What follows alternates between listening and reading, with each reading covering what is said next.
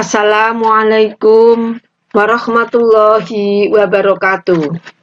Anak-anakku mahasiswa dimanapun kalian berada yang saya cintai. Saya Eni Winaryati dari Program Studi Pendidikan Kimia Universitas Muhammadiyah Semarang akan berbagi dengan topik Desain Riset. Desain riset ini saya sampaikan untuk bagian yang kedua. Yang bagian pertama, silakan bisa menyimak dari video yang sudah ada. Untuk materi desain riset yang kedua ini, ada beberapa hal yang harus kita pahami lebih dahulu. Yang pertama adalah, desain penelitian adalah menjawab pertanyaan-pertanyaan penelitian. Kemudian, data yang diperoleh itu akan membantu menjawab pertanyaan-pertanyaan penelitian tersebut secara lebih efektif. Sehingga di sini desain penelitian itu harus kita siapkan yang harus fleksibel, yang efektif, efisien, sesuai, andal dan ekonomis. Kemudian desain penelitian yang baik itu harus meningkatkan keandalan dan mengurangi bias data atau informasi yang dikumpulkan atau ditinjau. Dan berikutnya lagi adalah desain penelitian yang baik itu harus tidak terlalu rentan terhadap kesalahan dalam hal eksperimen atau survei, sehingga hal-hal yang memungkinkan itu bisa berdampak pada hasil penelitian sudah kita antisipasi lebih dahulu. Kemudian, desain penelitian itu adalah menjawab pertanyaan penelitian dan kemudian yang didasarkan dari hasil masalah-masalah penelitian. Yang terakhir bahwa desain penelitian itu disusun untuk mencapai tujuan penelitian. Nah, anakku semuanya, sebelum kita melakukan penelitian, maka harus kita miliki dulu tahapan-tahapan apa yang harus kita siapkan untuk melakukan suatu penelitian. Tahapan-tahapan ini tentu tidak lepas dari aktivitas sebelumnya yang harus kita siapkan, dan kira-kira hasilnya atau sudah kita antisipasi hasilnya adalah seperti apa. Maka ini ada proses feedback dari hasil itu. Setiap tahapan kegiatan dari hasil yang ada itu kita feedback di sini di tahapan kegiatan. Apakah sudah tercapai semuanya, terpenuhi semuanya apa belum. Karena memang desain penelitian itu dimaksudkan untuk memberikan kerangka kerja yang sesuai untuk suatu penelitian. Mari kita simak satu persatu tahapan yang ada di tahapan yang tengah ini. yakni tahapan penelitian pendahuluan itu kita harus sudah menyiapkan apakah di situ ada gap. Jadi mengidentifikasi gap sejak awal itu sangat penting. Sehingga dari sinilah kemudian akan dihasilkan suatu rumusan formula dari problem dan hasil pengamatan. Tentu problem-problem yang ada itu didukung dengan hasil pengamatan yang ada itu kita formulasi. Nah, kita formula ini tidak lepas dari hasil pemetaan sebelumnya, yakni kita tentu harus memperbanyak membaca literatur review. Kemudian konsep idenya seperti apa, kemudian konsultasi pada para ahli, kemudian justifikasi problem itu sudah ada.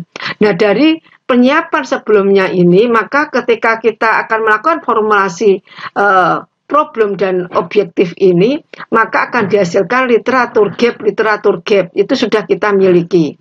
Kemudian riset, pertanyaan-pertanyaan riset itu sudah ada. Kemudian pengembangan dari pengamatan dari hasil satu pengembangan itu sudah kita miliki. Kalau itu satu penelitian pengembangan. Kemudian problem statement problem itu sudah kita formulasi, termasuk adalah dari expert itu memberikan hasil seperti apa setelah kita itu melakukan suatu konsultasi.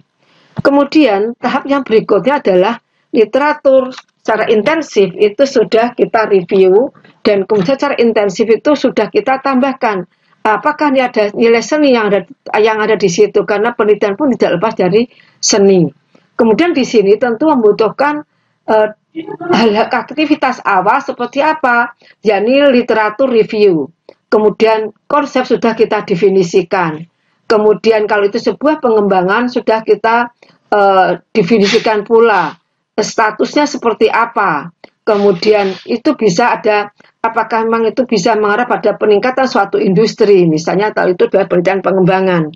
Kemudian aktivitas yang dihasilkan dari tahap yang ketiga ini adalah konsep dari konsep dari alasan-alasan kita itu mengambil penelitian itu apa sudah kita dapatkan, dan gap itu sudah kita identifikasi, kemudian strategi itu sudah kita set, kemudian untuk pengembangan peningkatan suatu model itu sudah ada gambaran. Kemudian tahap berikutnya adalah research, desain, desain riset dan metodologi. Pada tahapan ini tentu kita membutuhkan desain riset dan proses pengembangannya seperti apa. Data itu kita collecting dengan menggunakan tool seperti apa gitu loh. Maka tool ini sejak awal sudah disiapkan. Kemudian hasilnya dari aktivitas ini adalah proses collecting data. Kemudian tool sudah bisa digunakan, baik itu apakah untuk pretest, apakah itu untuk post-test, dan kemudian start awal koleksi data itu sudah kita lakukan. Tahap berikutnya adalah koleksi data dan analisis, dan kemudian itu sudah bisa kita presentasikan. Nah, sebelum tahap ini kita lakukan, maka kita harus sudah memiliki koleksi data. Kemudian secara sumber-sumber berbagai organisasi itu sudah kita dapatkan. Populasi dan populasi yang mengarah pada suatu keputusan itu gambarannya sudah kita dapatkan. Kemudian berapa sih sampel yang akan kita gunakan itu pun sudah kita tetapkan. Nah, di sini ketika koleksi data analisis itu maka akan dihasilkan koleksi data dan dengan tool yang sudah dimodifikasi, kemudian data itu sudah di-entry melalui SPSS atau melakukan dengan menggunakan aplikasi yang lain, kemudian hasil itu sudah sudah bisa digambarkan dan sudah bisa dipresentasikan. Tahapan berikutnya ada suatu model itu sudah bisa diarahkan untuk mengarah pada suatu peningkatan yang kita harapkan. Maka di sini ada model yang akan kita terapkan itu sudah bisa kita siapkan dengan baik, kemudian variabel-variabel yang akan kita diskusikan sudah kita miliki, dan berbagai asumsi dan aplikasi dari berbagai pengalaman sebelumnya atau organisasi, kalau itu sebuah organisasi itu sudah kita dapatkan. Maka dari aktivitas ini akan dihasilkan yakni pengembangan model. Karena mungkin model itu dengan dimodifikasi atau apa sudah kita ada gambaran, sudah dikembangkan. Kemudian prioritas kesimpulan dari hasil untuk action seperti apa itu sudah bisa kita lakukan. Kemudian berikutnya adalah diskusi dan sintesis dari hasil. Maka di sini ada diskusi hasil, kemudian interconnecting dari masing-masing koneksi penelitian sebelumnya sudah kita miliki, kemudian itu sudah penelitian yang terdahulu, itu sudah apakah ada hubungannya dengan penelitian terdahulu, maka penelitian sebelumnya ini sudah kita miliki, sehingga ketika kita itu melakukan discussion dan mensintesis hasil itu kita sudah memiliki data yang lengkap. Kemudian di sini akan ada teman-teman yang sangat substansial, dan kemudian apakah ada identifikasi suatu yang mengarah kepada peningkatan seperti apa. Kemudian tahapan berikutnya adalah peningkatan dari framework development itu sudah akan kita lakukan di sini ini. Nah, ketika ada peningkatan framework development di sini, maka kita harus memiliki terlebih dahulu adalah gambaran atau description dari faktor-faktor yang bisa meningkatkan itu sudah kita miliki. Kemudian sehingga ketika kita melakukan suatu pengembangan atau peningkatan dari framework pengembangan itu sudah bisa kita hasilkan, yakni framework konseptual yang akan kita bangun sudah jelas, sehingga di sini ada yang dihasilkan konseptual framework yang baru. Kemudian apakah bisa memberikan suatu hal yang memberikan kemanfaatan apa tidak, ini pun sudah kita dapatkan. Yaitu sorotan terhadap benefit ini menjadi penting untuk dihasilkan. Kemudian ketika tahap berikutnya conclusion dan rekomendasi. Jadi di sini ada kesimpulan dan rekomendasi, maka di sebelumnya kita sudah memiliki mengembangkan komentar-komentar yang bisa akan kita harapkan itu beberapa harus sudah kita kembangkan.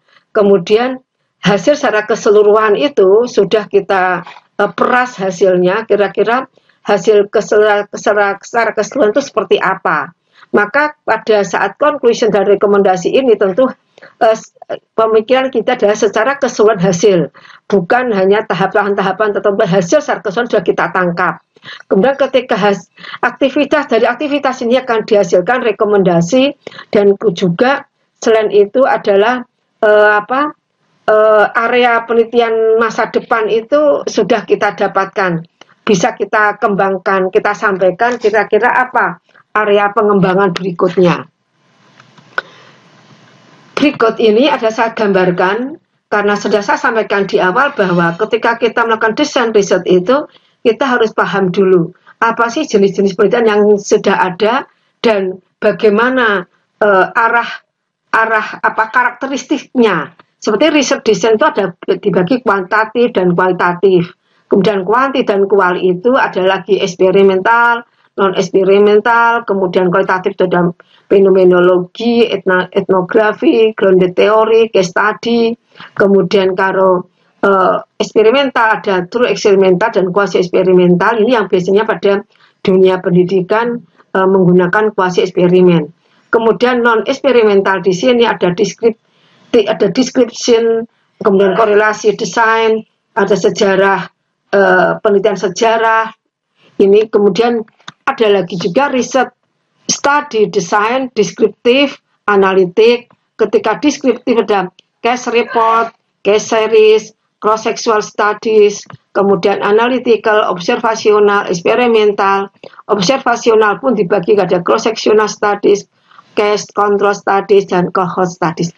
Jadi pemahaman ini adalah memberikan suatu gambaran. Kita kira itu kalau kita men-cross-sectional studies di sini, maka kita menggunakan penelitian deskriptif misalnya.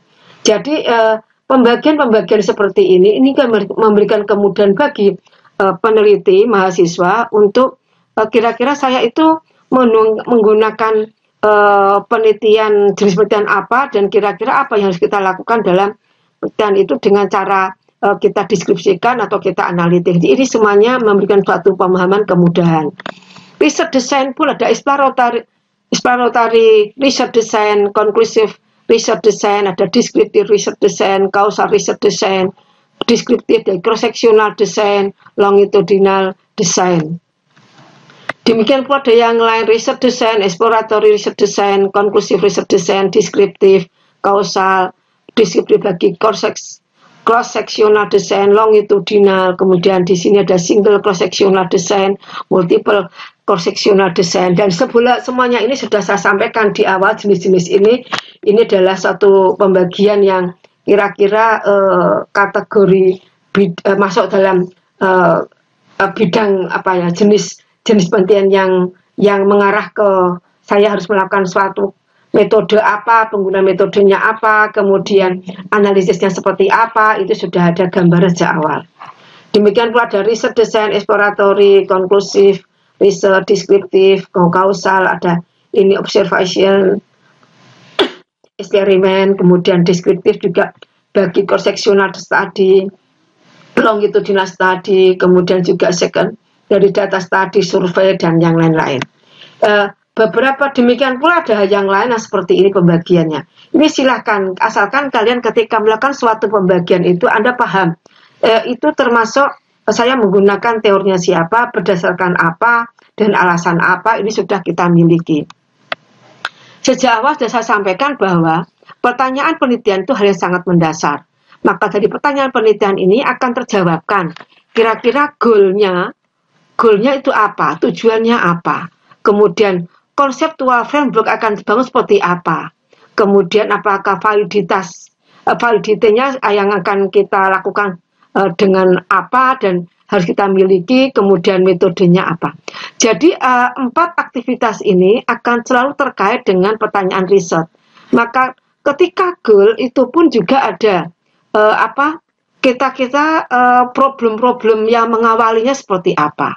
Kemudian goal pribadinya apakah ada di situ? Apa harapan kita? Apa yang kita harapkan? Kemudian partisipan dari yang lainnya yang konsen di situ. Kemudian temuan-temuan dan dari penelitian sebelumnya apakah sudah ada.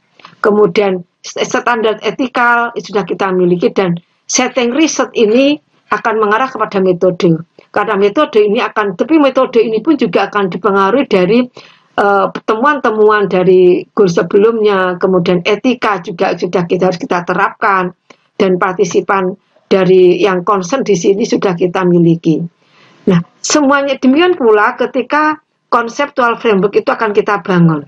Bagaimana peningkatan atau perbaikan atau peningkatan dari secara personal yang kita harapkan. Kemudian dari teori-teori yang sebelumnya, kemudian apakah itu bagaimana dukungan teori-teori yang ada, kemudian eksploratory dari dan pilot project pilot penelitian yang akan kita lakukan, kemudian pemikir dari pemikiran dari hasil penelitian, kemudian data-data yang kita konklusikan, kemudian data-data awal sebelumnya, itu pun juga akan mengaruhi dari konseptual framework. Kemudian di sini ada validity. Validity juga dipengaruhi dari penelitian sebelumnya, dari hasil pilot riset yang dibangun, kemudian dari hasil eksperimen, pemikiran hasil eksperimen, kemudian data, konklusi data, ini akan membentuk suatu validity. Demikian pula juga paradigma riset juga mengaruhi validity yang akan dibangun dan framework yang akan dibangun dan tujuannya seperti apa yang akan dilakukan dan metodenya. Juga skill riset, skill peneliti dan style peneliti itu juga bisa mengaruhi metode. Karena masing-masing orang peneliti itu punya style yang saya senang di dunia terkait dengan metode yang menerapkan suatu metode penelitian kuanti, atau mungkin juga dia lebih senang dengan penelitian yang menerapkan penelitian kualitatif misalnya. Itu adalah tidak lepas dari skill peneliti. Berikut ini adalah satu pemahaman bagaimana bahwa suatu penelitian itu tidak lepas selalu siklik.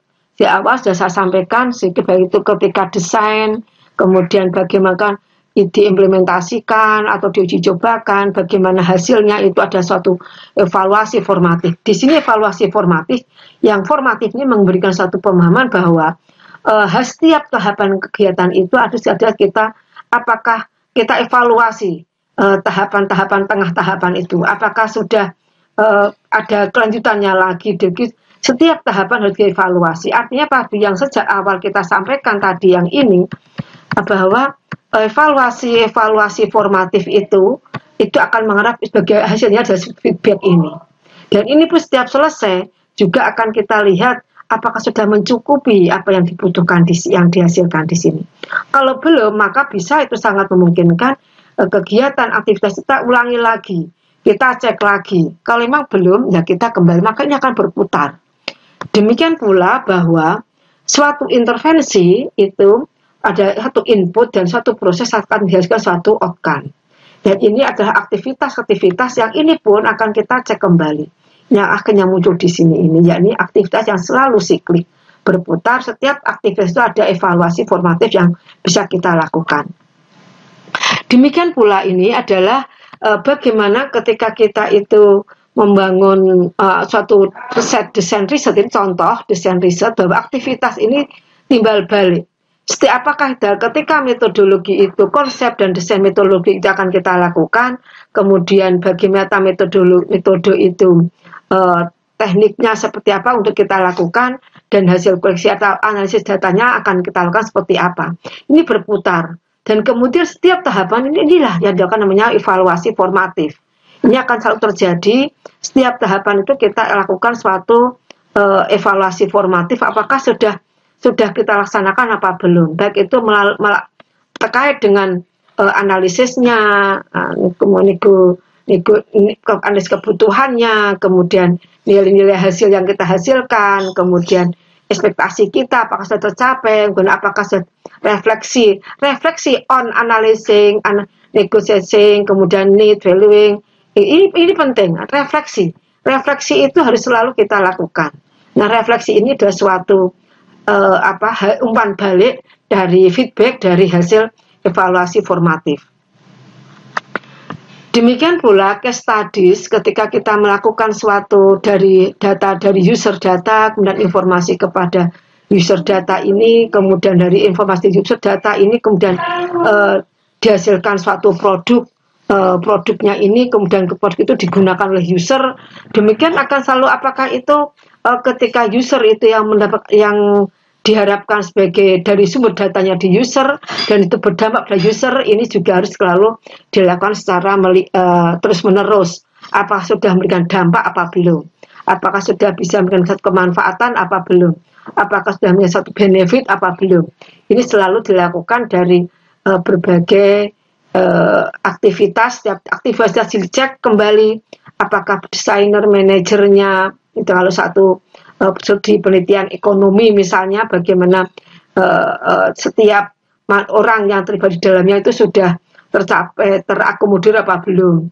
Demikian pula ketika produk di sini atau hasil atau servis, kalau itu suatu penelitian jasa misalnya, bagaimana apakah sudah dikomunikasikan, mobilingnya seperti apa, mobility-nya seperti apa, begitu. Demikian seterusnya, bahwa itu user di sini sebagai sumber data, demikian ketika dia itu sebagai pengguna juga itu selalu memberikan suatu yang mengalami peningkatan kalau itu dilakukan secara terus-menerus. Tahapan desain riset itu kebutuhan dan analisis isi, kemudian fase pembuatan prototipe, siklus berulang desain dan evaluasi formatif harus kita lakukan selalu terus-menerus, dan fase penilaian atau evaluasi semi-sumatif itu tentu ada. Tapi semi-sumatif ini sifatnya semi, maka memang penelitian itu tidak pernah berhenti, akan selalu berputar dan mengalami peningkatan. Kemudian ada dua jenis prinsip desain utama dapat dibedakan. Ini menurut Van den Acker, bahwa prinsip desain prosedural, karakteristik, pendekatan desain, dan prinsip desain substantif, karakter desain seperti intervensi itu sendiri.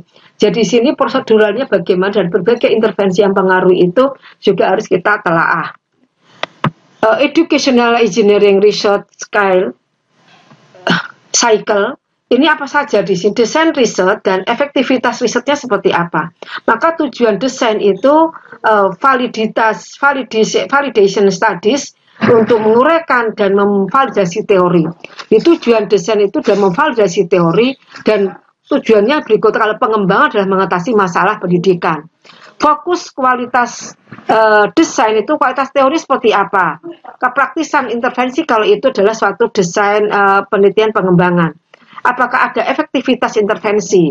Kemudian klaim pengetahuan, keluaran ilmiah, teori instruksi khusus domain, kemudian prinsip desain yang dapat diterapkan secara luas, apakah sudah bisa kita terapkan, dan buktinya mana? Bukti dampak intervensinya. Penekanan metodologisnya, desain itu akan berulang dengan pengujian skala kecil dalam pengetahuan penelitian.